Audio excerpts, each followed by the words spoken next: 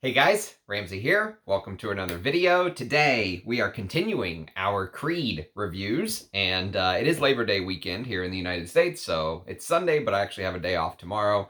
Don't have to go to work on Monday, which is nice. And you know, sometimes I just get into a little bit of a groove where there are particular houses or types of scents that I just feel like reviewing, and these gray cap EDT Creeds have been that. Yesterday I reviewed Zeste Mandarine Pamplemousse, which actually grew on me a lot as time went on. You can go check out my thoughts on that one if you would prefer. I have a review of Acier Aluminum, which is probably one of the strangest gray caps, but you know me, I really like strange, weird perfumes, so I really enjoy Acier Aluminum, but I only have like 20% left of that bottle, unfortunately. I've used most of it up, and so today we're going to talk about what, in my opinion, is probably the strongest of the gray caps, and that is Royal English Leather. Now, you can see that there is no more sticker on the bottom of this bottle. There was a Royal English Leather sticker here. It's not here, so you just gotta take my word that this is Royal English Leather. And so basically, Royal English Leather has one of the most insane backstories of any Creed. And that's saying something for a house that has as many insane backstories as Creed. So the backstory of Royal English Leather, for those of you who are unacquainted with the backstory of the House of Creed, is basically that the House of Creed was founded in 1760, okay? And they began doing tailoring for royal families, right? One of those royal families was the King of England at the time, King George III. And King George III so loved his scented gloves that Creed made for him that he demanded in 1781 that they create him a perfume. Now, never mind the fact that a royal or any human being in 1781 walking around smelling like this would have messed up the entire timeline of the way fragrances were created as the years go on. You have to remember that Jicky is very commonly, I guess I should have had the bottle ready if I was going to do this, but Jicky is actually very commonly referred to as the very first modern perfume. This came out in the late 1800s. Jicky came out in 1889. So the first modern perfume, 1889, and then you have 1781, according to Creed's backstory. So, doesn't make much sense to me, but I'll let you decide for yourself if Creed is telling the truth or if they're just full of shit. So, forget the backstory, though. Let's talk about the scent itself, because this is supposed to be a true classic. Dense, the way that it's described on the little blurb from Creed is that it's rich and dense with soft citruses top, with a soft citrus top on a leather and woody base. A true classic for both men and women who appreciate history. Okay. And so let me give you sort of my 2 cents on this fragrance, right? Forget the backstory.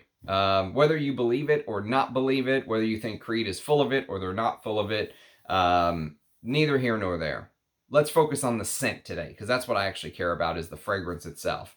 So the fragrance basically opens up with this big semi-sweet on one side of the aisle. On the other side of the aisle, semi-powdery. Okay, so you have semi-sweet and you have semi-powdery mandarin orange note. And it's mixed with this very fresh incarnation of a leather accord, right? And so when you look at reviews, if you go to YouTube and look at reviews of Royal English Leather, you're going to notice a couple things. First of all, most people hate this scent, which is interesting, but the reviewers who have reviewed it, my Mickers comes to mind. He was one who really got on a Creed reviewing, a little bit of a roll before he passed away. Rest in peace, my Mickers. And the other one is Steven from Red Adolescence. And both of them said, it's not really for me. I don't really like this. It feels old-fashioned, blah, blah, blah. I am going to take the other side of the coin, because I actually really like this scent, even though it's not my preferred type of leather. So my favorite leathers are not fresh leathers. They're not leathers that can be worn in the summer. So most of my favorite leathers are things like, take something like this, Bel Ami, right? This is what the original Bel Ami bottle looked like when it came out in 1986, I believe. And then it got repackaged, and I've showed many of my different bottles over the years. Yeah, 1986. And this is probably one of my favorite leather fragrances of all time. Oh my God. You know, whenever a fragrance makes me do that, oh my God, you know it's, oh fuck, man. Oh, it's so good. I love Bel Ami. It's a signature scent for me. If I had a signature scent, it would be a signature scent for me. But I like those kind of leathers. I like sort of the darker, deeper, animalic 80s leather. Even something like Antaeus, which I know is a lot of castoreum, has a lot of leathery facets to it. Those are my favorite type of leathers. Royal English leather is not that, okay? I'll tell you that right now. It is the opposite of that. It's sort of a leather that I reach for on like a fresh, like today, it's September the 3rd. It actually sprinkled for the very first time in like 8 weeks here where I live in Texas. Everything is just like, you know, one little flick of a match and the whole place goes up on fire. It's so dry. But it still hit 100 degrees today here on September 3rd. And so for these warmer days when I really crave a leather, if you care about being weather specific, which I've pretty much given up on being weather specific, I wear what I want when I want, but if you care about being weather specific, this is a fantastic fragrance for the warmer climate whenever you want a leather, because it has that sort of Creed, you know, freshness to it. Creed does fresh fragrances. That's their calling card, right? Creed does fresh fragrances just about as good as they can be done. And basically what they've done is they stick to the script here. Whenever Creed goes off script, right, that's when they mess things up. When they stick to the script, especially these vintage Creeds, they are fantastic. And here, Creed sticks to the script. They are pitching the game to you guys. They are showing you exactly what they can do, and they hit the ball directly on the center part of the ball, out of the park on this one. It's very, very good for what it is. And so yesterday I reviewed about Zeste Mandarine Pamplemousse, like I said, and I talked about Creed sort of playing to their strengths, right?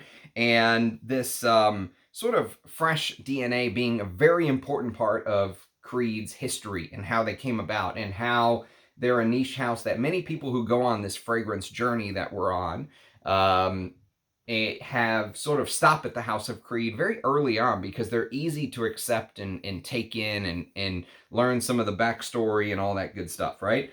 And so, to my way of thinking, they really managed to create this very aristocratic leather scent here, to my nose. So when I smell this, it really does smell of high society. If I was forced to classify this scent, I would consider this to be a Spanish leather. And we'll talk a little bit about that later on, but basically, Spanish leather, or peau d'Espagne, if you will, literally translates to skin of Spain. Okay, so that's what it translates to. And this is a Spanish leather. Sometimes Spanish leathers, the leather can be a little bit shy. And I actually have a video on, I believe it's titled Russian leather versus Spanish leather versus modern leather. Or if you look up something like that on my channel, you'll find that video. And actually, Santa Maria Novella's Peau d'Espagne, their Spanish leather from 1901, is what really made me do that video, and I'm going to review that. That's one of my favorite leathers of all time. So Peau d'Espagne is absolutely mind-blowing. It is mind-bending, fantastic. And I would say whenever you're smelling Royal English leather, there's really nothing that I can truly compare it to, but I do think that it does share some similarities with one of the other gray caps, and that is Acier Aluminum. And so go check out my review on Acier Aluminum. It's one of my older reviews before I had this whole setup, so it's in a different room of the house. But basically, to my mind, there's this very strange, harbinger of this metallic note in both of them. And it's much more amplified in Acier Aluminum. Acier Aluminum, I think, basically translates to like a knight's armor, right? Like chainmail, right? Like a knight's chainmail armor. And it's a very strange fragrance. And here, the metallic note is much more, I would say, digestible, right? It's turned down a lot. It's not as thick and heavy as it is in Acier Aluminum. I still love it, but I think it has something to do with the amber accord that was used, because there's amber in actually both Royal English leather and Acier aluminum. And I have a feeling that they were both created around the same time. Acier aluminum, I think, came out in the late 70s, and I would not be surprised if this was created in the 70s or early 80s as well. So it could be that they were both created around the same time. Again, I have no idea who the perfumer is. If you read the blurb on Fragrantica, it'll tell you that Royal English Leather was created by James Henry Creed, first generation. I don't know who made this particular bottle. And so if you watched my Zesty Mandarin Pamplemousse review, like I said, you will have picked up on how noticeable I mentioned that the sandalwood note, which Creed is very known for. So Creed has some common threads that show up throughout their fragrances. One is that bergamot note in the top. The other is that very creamy, smooth sort of sandalwood note in the base, right? And I mentioned how the fact that it was missing in Zesty Mandarin Pamplemousse, really, it's like you could just see the hole in the fragrance where it easily could have been, but the fact that they didn't put it there was a good move, because I think it would have changed the composition of what that fragrance was supposed to be. That fragrance was really supposed to focus on the mandarin orange and the grapefruit note, right? That rindy sort of grapefruit. Here, they did put in their very patented sort of creamy sandalwood. They did not leave it out. In fact, they put it in here in spades. The sandalwood note in Royal English Leather is executed to absolute perfection. And it really sort of takes the baton, I would say, in the relay race in perfect stride. So here is sort of the Cliff Notes version of the way that Royal English Leather smells to my nose. So it opens up with this very translucent and very bright, sparkling bergamot, okay? And the bergamot is that Creed sort of signature, right? That extremely high quality citrus note that is very hard to do, because it's very easy, I think, for citruses to sort of veer into the, pledge bathroom cleaning lemon-like thing, right? If they're cheap citruses, Creed always has their citruses on point, okay? Now, that may not be extremely exciting to a frag head, okay? Citrus notes are not high on many of our lists, but it's important in that Creed DNA, because remember, Creed is all about freshness, right? And the mandarin orange I was telling you about in Zesty Mandarin Pamplemousse is also used in Royal English Leather. And so the bergamot mixes with that very thick, vibrant mandarin. It's almost like a slightly sweetened mandarin as well. Slightly powdery and slightly sweetened as well. So I want you to imagine like the mandarin adding a bit of sweetness to it, along with the amber and the ambergris, okay? So Creed's patented ambergris is here as well, and it adds something just a little bit dirty in the background. So these people who, you go read comments on some of the people who have left comments on Royal English Leather, and they say, oh, it smells like hardcore animalic leather. Bullshit. Not at all. To me, if you know true hardcore leather perfumes from the past, this is nothing like that. It's just the ambergris gives it just the tiniest bit, just the tiniest bit of something a little bit breathy, a little bit briny, or a little bit sparkly, oceanic-like vibe. That Creed ambergris that mixes so well with that creamy sandalwood, right? That's sort of what you're getting here. And it's funny and interesting because, to me, when you just think about the words that we're saying, things like, I was researching mandarin orange, right? And I think many people don't realize that many of the words we say actually do have some meaning to them. So we say things like mandarin orange, but many people don't know the history behind the mandarin orange. Believe it or not, the mandarin orange does come from China, and it actually, Mandarin refers to the language spoken in China, the Mandarin language. And so it was interesting to me as I was researching this fragrance, or trying to think about what I was going to say. It's just interesting that the Mandarin orange is a Chinese variant of this orange. And it's interesting that that is used for a English king's fragrance, right? It's just sort of this, digression that I went down as I was researching this fragrance. I just thought that very strange. And but the leather basically almost shyly appears. You know, the leather is there. There is leather in this perfume, but it's not the leathers of the 80s that you know are the hardcore animalic, you know, seal fat blubber pissy leather. It's not that at all. This is a, like I said, a fresher leather, and it also sort of shyly makes itself known, right? Almost like it's hanging back, right? The leather is sort of just in the background, sitting up in the stands with like a fan, you know, with the expensive royal hat on to keep the sun out. And, you know, the leather is just sort of watching everything from afar. And what ends up actually cutting the line through this fragrance, what I continually smell throughout the fragrance is that orange feeling mandarin note. It's one of the colors in my brain. When I smell this fragrance, I get a big orange color in my head. And actually, there was a fragrance that popped in my head as I was researching what I was going to say for Royal English Leather today that came to mind that I thought was a perfect comparison of the way that orange sort of keeps coming back. And it's also an ambery, but this has tobacco and other things, and it's the great Lagerfeld Classic from 1978. Now, what did I say about the year that this was probably made? I bet you, if I had to guess, if you twisted my arm and said, Ramsey, forget the backstory or whatever it may be, but when do you think this was maybe recreated, right? If the Creed heads don't like, you know, me debunking the fact that this was made for King George III, let's just say Creed vaulted it and then they brought it back. And when did they bring it back and recreate this scent? I would probably guess the mid to late 70s, because that's when Lagerfeld came out. Lagerfeld Cologne was what it was originally called. I do have multiple bottles of Lagerfeld Cologne,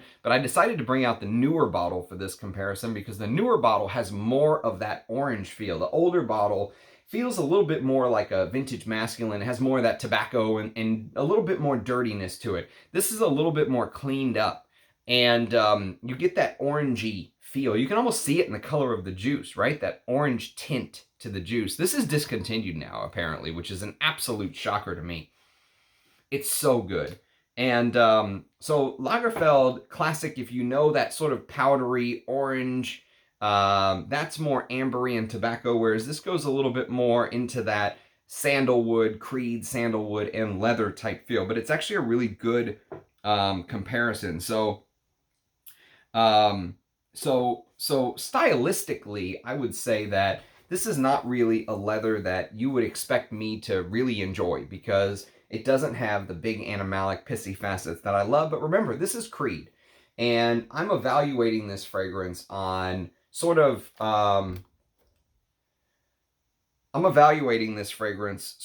on its own merits, right? I'm not going to dock points because of my personal taste. I want to be fair to this composition and what it's supposed to be. And this is Creed. So if you sort of understand the aesthetic of the brand and you understand what it's going for, sort of this fresh leather almost plays right into the hands of Creed, in my opinion. I think that this sort of fresh leather is almost like a good coach kind of taking a crappy roster and squeezing out victory after victory because they know the coach knows how to coach and play to the team's strengths, right? This is Creed sort of playing to their strengths. They are sticking to the script. Like I said, they're sticking to the script of what works for them at this point.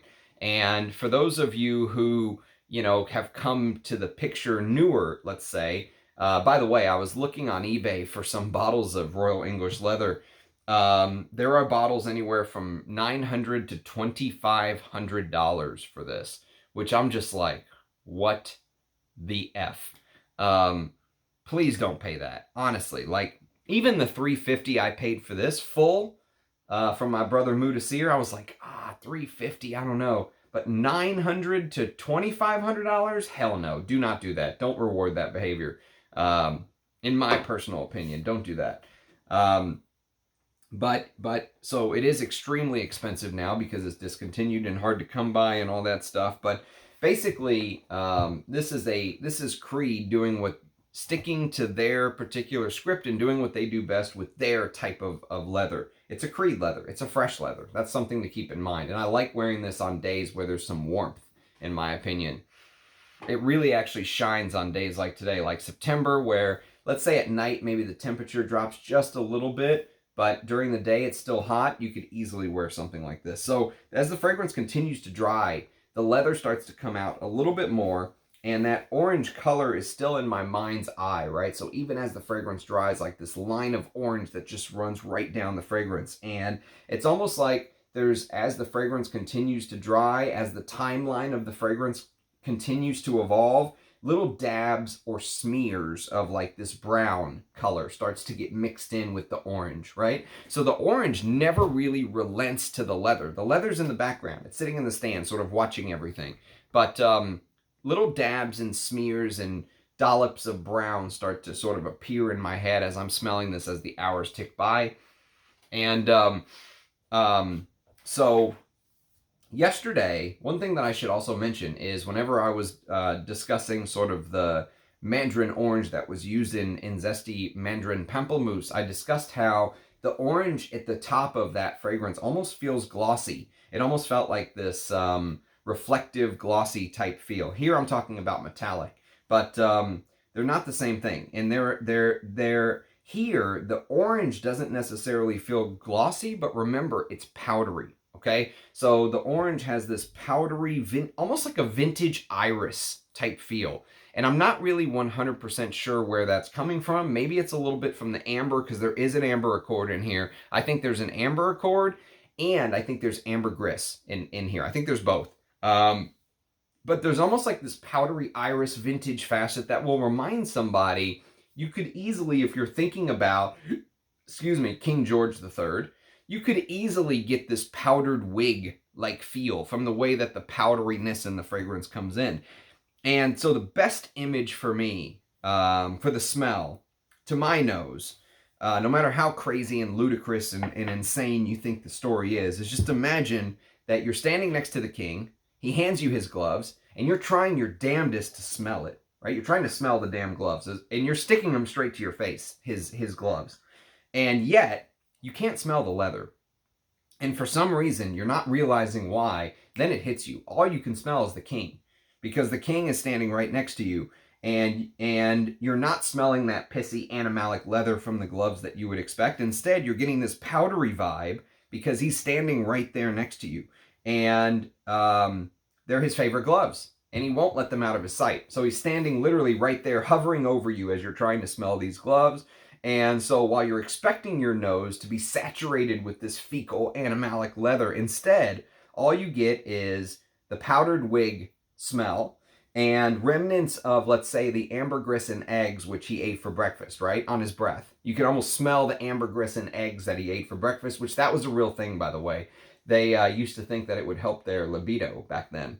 And so the king had his ambergris and eggs breakfast, and that's all you can smell is this sort of breathy ambergris with sort of that powdery wig facet with the mandarin orange, the creaminess, and let's say this sort of smooth, creamy, woody note that just seems to follow him everywhere. Maybe it's a carriage, entourage, whatever it is, right? But that's what you're getting. That's sort of the... So what's crazy is, basically, this fragrance is an English interpretation of a Spanish leather that has a Chinese orange note in it.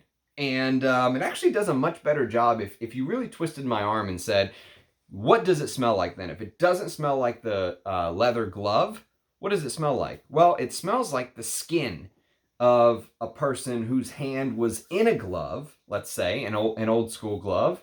And let's say the hand has been inside of the glove for hours and hours, and you take it out, and somehow the remnants of the leather glove are just sort of mixed with the smell of that skin, of fresh human skin. And then you get the powder, the mandarin orange aspects that I talked about earlier, the beautiful bergamot, Creed bergamot in the opening, and that lovely sandalwood. Just a brilliant sandalwood dried out. The only thing about this is it doesn't last for me as long as some people say it does. I mean, it's respectable. It's like 6 or 7 hours, right? But some people say this lasts. I think Red Lesson said it lasted 12 hours on him. I don't get that at all. Not for me. 6 or 7 hours. But I do reapply throughout the day and all that stuff. But it really doesn't last that long as you would like it to. But for an EDT, it's not bad. It's respectable. 6 or 7 is kind of what you expect from an eau de toilette. And so that's the smell. Sort of literally, peau d'Espagne, skin of Spain. It really does have this skin-like smell. It has this, with maybe some after, a little bit of leftover leather from the glove on your hand type thing, right? That's actually a great representation of how it smells with that Creed DNA. So that's sort of my take on the fragrance. Do I like it? Do I love it? Yes, I do. I actually have really come to enjoy this fragrance. I think it's my favorite gray cap EDT with Acier aluminum, a close second. But I've really come to love and appreciate that. And value for money. I mean, when these were available in the early 2000s, you could get this bottle for retail for a little over $100 for 75 ml. Now, Creed completely discontinued all of the gray cap EDTs. Now, they only do eau de parfums. But when they offered these EDTs back in the day, some of the absolute best value, in my opinion, is when Creed put these out. And, you know, it's just a shame now. And you can see in the secondary market, $900 to $2,500 for a bottle. There is demand for this. I think if any of the new Creed owners at Kering are listening, I think that you guys should bring back some of these gray caps. Bring them back. Unvault them if you prefer. Bring back stuff like this where the Creed heads of old, you know, bring back stuff like Green Valley. Bring back Angelique Encens. Bring back vintage Tabarome, which now goes for like 10 grand for a flacon. Bring back Royal English Leather. You know, I think they're in a little bit of a strange position with the history of the house, because if they bring these back, they have to talk more about the history. And talking about the history, I think, is a tough thing for them to do, because I think on one hand, it's almost like they want to acknowledge that maybe some of the whole, we made this for the princess's daughter of Spain in 1899. Maybe some of that, like they want to distance themselves from. But honestly, I think this is the strength of Creed. Like, as a niche house, this is where they really sort of, I think, separated themselves from other houses at the time. And the reason why people were willing to shell out big money, you know, we're talking, let's say this came out in the late 70s, like I'm guessing. Well, I mean, a bottle of Koros or whatever was like $20. So if you're spending $50 or $75 on this or whatever it was at the time, and then into the 90s and 2000s, it became whatever it was, you know, 100, 125, $150 for the gray cap EDTs. You know, that was a lot of money and there was a reason people were willing to pay that. And I think they have to get back to the strength of Creed. Releasing all this new stuff like, what's the new one that they just put out? Carmina, with the black cherry note and stuff. I mean, that's only going to go so far. Only the new, the real old school Creed heads, they don't want that shit. They want this. They want that sparkling ambergris, bergamot, Creed DNA that it just seemed nobody could recreate that. You know what I mean? It just feels like that they really carved out a little bit of a niche. And when Olivier Creed was running the company, he knew how to just go back to what worked. Like a good coach going back to the run game or whatever it is over and over and over and over, and really taking advantage of those matchups. And they've gone away from that. And I think they need to go back to that. You can still do the new stuff, but if you really want to be a brand that cashes in on the heritage of the house and what made people fall in love with Creed in the first place, you have to go back to stuff like this. So while everyone else is rushing to get their newest review of Carmina or the new Aventus Absolu out, I'm reviewing these Creeds that no one gives a shit about. except for the hardcore Creed heads, which is fine. I love going against the grain anyways. Plus, I love being able to just sort of like get an itch and just do it. You know, like yesterday, I was like, I'm going to review Zeste Mandarine Pamplemousse. And today I was like, I'm going to review Royal English Leather.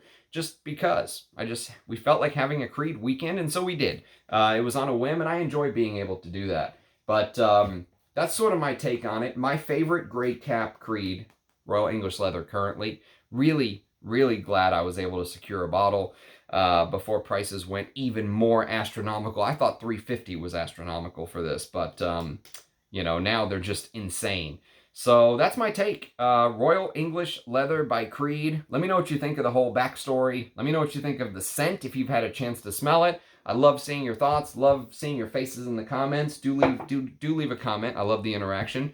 Cheers, guys. Oh, we are coming up to 5,000 subscribers, which does not sound like a lot to some channels, but it's a lot for me, and I am grateful for every single one of you who subscribed and have been with me along the little journey over the last 20 months or so of me just putting out random content on fragrances that, like I said, tickle my fancy.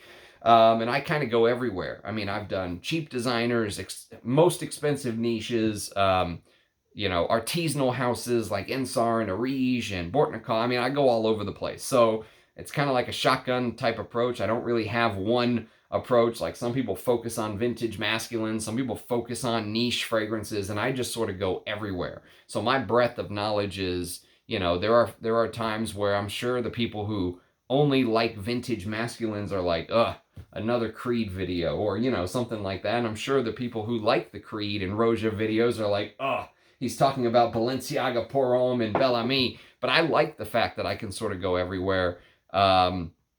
But my point in all of that is we're coming up on 5,000 subscribers. If you can, or if you think of something, leave me a comment on what would be a good 5,000 subscriber sort of blast video. I've done some things like top 100 designer fragrances in the past. I did a top 100 favorite fragrances in my collection in the past. So just let me know what you think would be like a good celebratory for 5,000 subs. So thanks for watching, everyone. Cheers, guys, and I'll catch you next time. Bye-bye.